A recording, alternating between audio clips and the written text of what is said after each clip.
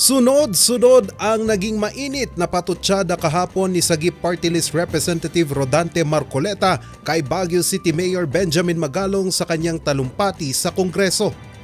It is as if the good mayor of Baguio would like to portray himself as the knight in shining armor, armed with a silver bullet to address corruption in this country. Armed with the annual audit report of COA ending December 31, 2022.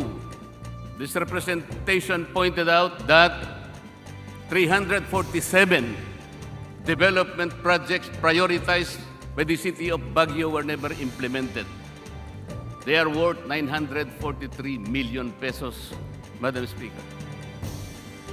So the intended purpose, the intended socio-economic and environmental services to the targeted beneficiaries were not delivered. Doon lamang sa harap po ng City Hall, doon sa Otec Street, right at the tip of the nose of the mayor of Baguio City, meron pong pasugalan doon. In Dapay, in Ligarda area, doon sa Kayang Hilltop, in Magsaysay area, sa Buknawan, ang dami pong pasugalan. Pinatutsadahan niya rin ang ginawang panghahamon ni Magalong sa talumpati ng alkalde noong 3 ng Hulyo sa Camp Crame ukol sa pork barrel ng mga mambabatas. Pero huwag kang magpaparatang. Do not point the accusing finger to the legislature. The legislature is much more greater than the sum total of its parts.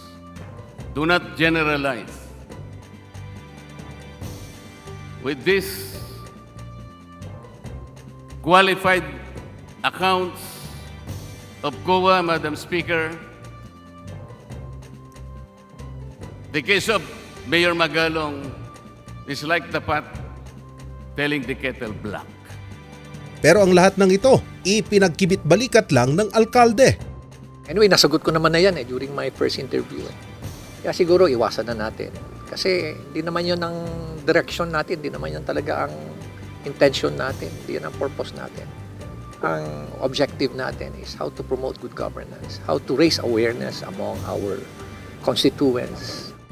Imbes na panghinaan ng loob, nakatanggap pa umano ang alkalde ng maraming suporta sa kanyang mga binitiwang salita sa kanyang talumpati. Sabi ko nga sa kanila, I'm not going to give up my advocacy to promote good governance and to address corruption. Nakakalungkot lang kasi na natwi-twist si Magalong tatakbong Senado, national government, Diyos ko.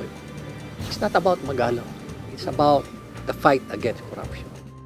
Hinamon naman ni Marcoleta si Magalong na pangunahan ang pagbibigay ng ambag para sa utang ng bansa. Why don't you give up the confidential fund? Kasi po, meron po kayong confidential fund, according to reports, about 2 million pesos per year.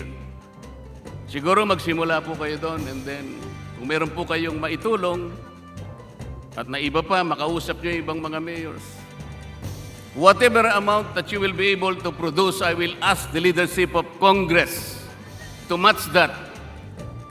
Maybe 5 times of the amount that you will be able to produce. Hamon naman ni Magalong kay Marcoleta. Anyway, doon sa pagsasalita niya, pwede ko siyang, pwede siyang, I can feel na crusader din siya. Siguro passionate din siya sa good governance. Ano kaya, Congressman Marcoleta, why don't you lead the good governance advocacy sa Congress? Siguro yan ang pinakamagandang opportunity. Yan ang silver lining dito. Ayon kay Marcoleta, maaaring ipatawag sa Kongreso ang alkalde sa investigasyon sa iba't ibang kaso ng korupsyon. Charles Nicolimon para sa Luzon Headlines.